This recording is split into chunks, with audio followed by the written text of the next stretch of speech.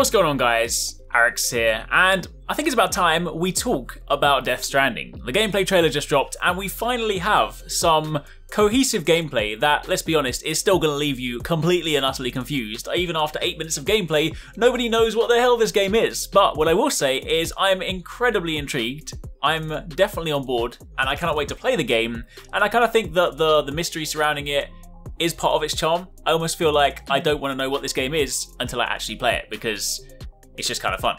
Either way, we saw quite a few cool things in the gameplay trailer, so I thought I'd break it down today and just go over what we know so far so that we can all be just as confused together. Of course, if you guys do enjoy this, then a like would be super appreciated. Comment down below, let me know if you guys have got any thoughts on this. Let me know if you've got any crazy theories on what you think this might all mean. And of course, don't forget to turn on notifications so you don't miss any of our future gaming videos. Now, very first thing we're going to talk about is, of course, the release date. Because this is a game, I'll be honest, I didn't think we'd be seeing until next year. I thought it was one of those games that was still very far away from being ready.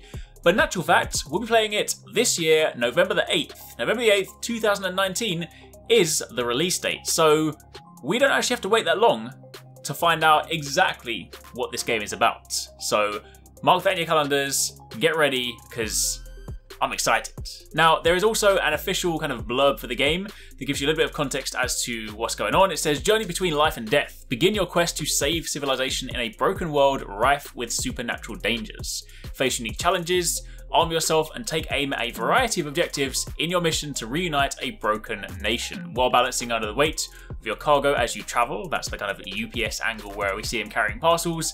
It's a little joke, but either way, that's how I interpret it. Protect your supplies from wild bandits and stay safe from the terrifying beach things, or face failing those who depend on you.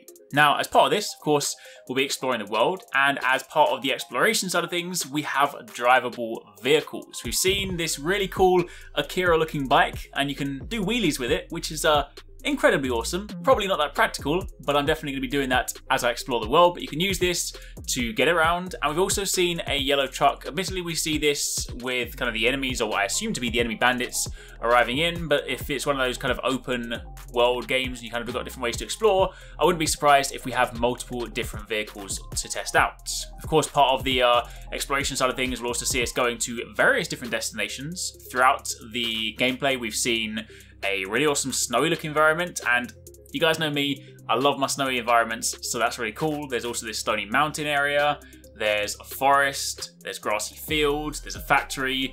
There are lots and lots of different locations, and I definitely get this kind of big open world vibe from it, so not entirely sure how it's going to play out between different destinations, whether it's one of those things that you can seamlessly go from point A to point B, or whether it's more mission based.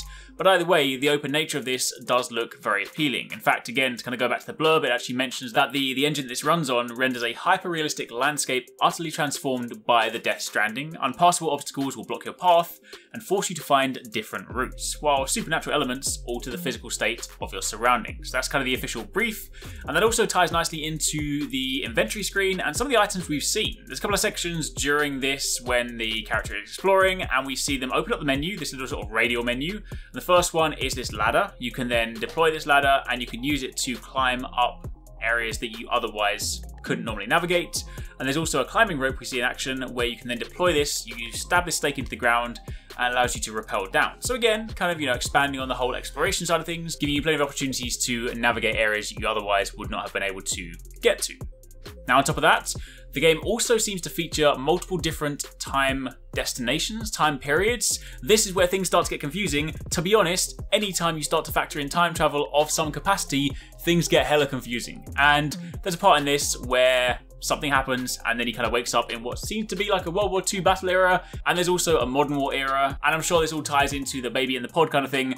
But either way, there does appear to be a aspect of the game that'll see us going to different time periods, or maybe kind of it's like imaginations or recreations of them. Not entirely sure how it'll pan out in game, but we do definitely see that in the gameplay. Looks incredibly interesting, and knowing Kojima, I'm sure there'll be some really cool story aspects worked in here.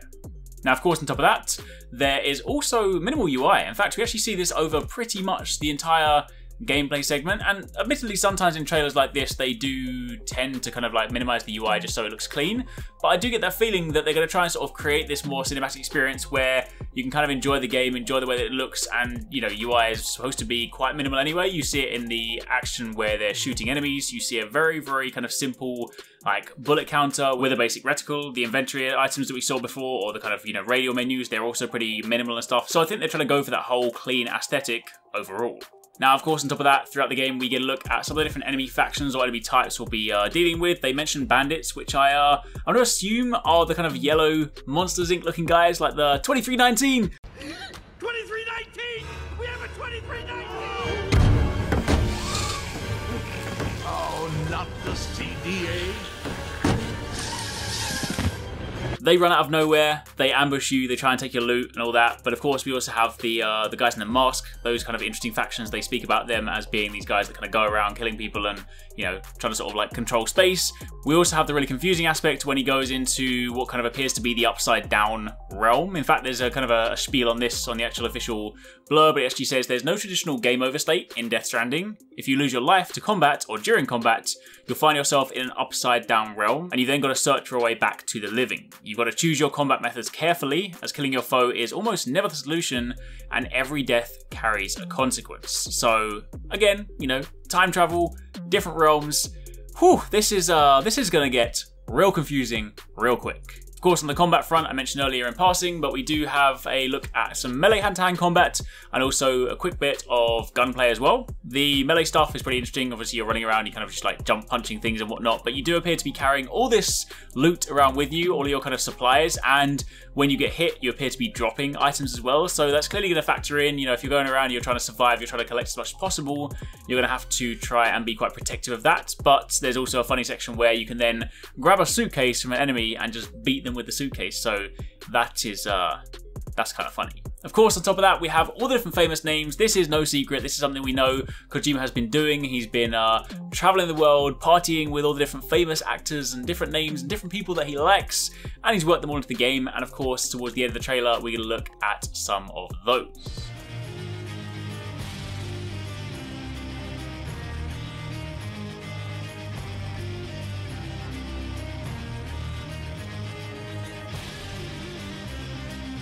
And then finally, the very last thing is, of course, the Collector's Edition. For those of you guys that are excited for this game that we have no idea what it actually is, yes, I'm on that team, then there's a Collector's Edition, which looks pretty awesome. It comes in a big hefty suitcase, much like one of the ones that we see Norman Reedus carrying in-game. It has the little baby in the pod, or the BB pod. It has a Ludens keychain. It has a steelbook. There's some avatars for PS4. Plus, there's some pre-order bonus content. This doesn't come as part of the Collector's Edition. This is just pre-order bonus, so you can get this if you want anyway. There's some golden sunglasses, there's golden armor plating, a golden hat, and a golden speed skeleton. So, if you're excited, then grab that. I know I want it. I'm going to get it, even though I don't know what the game is about. I just really like the Collector's Edition, mainly because I want the Ludens keychain, so I'm looking out for that right now. Anyway, that's basically everything that we currently know and don't know about Death Stranding. I can't wait to find out more, but for the time being, let me know in the comments down below if you guys are excited after having seen this. Are you just as confused? Are you on the fence? Let me know what you think, and of course, keep it locked, because once we know more, I'll be sure to keep you guys up to date. I really hope you guys enjoyed that video. Remember to hit that subscribe button and also click on the little bell icon to turn on notifications so you don't miss my next upload. Also, don't forget, you can check out 269 and Paradise Central streaming over on Twitch 6 days a week. You can find a link to the multi-stream in the description box down below. Be sure to drop by and get involved. Thanks again for watching. Take it easy. Catch you next time. Peace out.